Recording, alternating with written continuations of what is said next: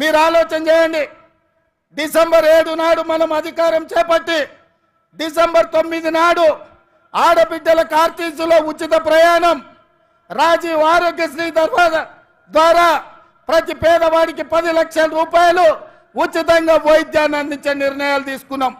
ఇదే కాదు, మా మిత్రుడు పెద్దలు బట్టి విక్రమార్క గారు ఆర్థిక సమస్యలు, రాష్ట్రం సంక్షోభంలో ఉంటే, జీతభత్యాలు ఇవ్వలేని పరిస్థితిలో రాష్ట్రం ఉంటే ప్రభుత్వ ఉద్యోగులకు అదేవిధంగా పెన్షన్దారులకు 1వ తారీఖు నాడు జీతభత్యాలు ఇచ్చి రాష్ట్ర ఆర్థిక పరిస్థితిని గాడిలో పెట్టిండు.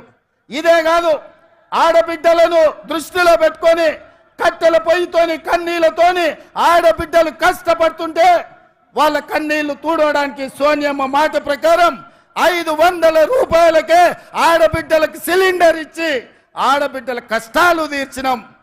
అదే కాదు, పేదవాళ్లకు ఇంటింటికి ఉచితంగా 200 యూనిట్ల పథకాన్ని అమలు చేసి నిరూపించినాం.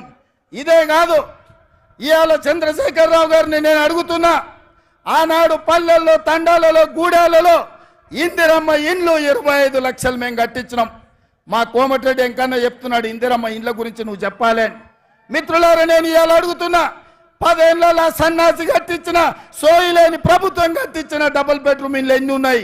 ఇవాళ మనం 4.5 లక్షల ఇందిరమ్మ ఇండ్లు 22,500 కోట్లతో ఖమ్మం జిల్లాలో మిత్రుడు పొంగులేటి శ్రీనివాసరెడ్డి ఆ శాఖలో మనం పనులు ప్రారంభించుకున్నాం. లక్షలాది ఇందిరమ్మ ఇండ్లు కట్టించే బాధ్యత మాది. నేను అందుకే ఇవాళ సవాలు విసురుతున్న చంద్రశేఖరరావుకు, డబుల్ బెడ్రూమ్ ఇండ్లు కట్టించిన ఊర్లలో నువ్వు ఓట్లాడుగు, ఇందిరమ్మ ఇండ్లు ఉన్న ఊర్లలో మేము ఓట్లు అడుగుతాం, మీకు డిపాజిట్లు వస్తే చూసుకుందామని చెప్పి నేను సవాలు విసురుతున్నా.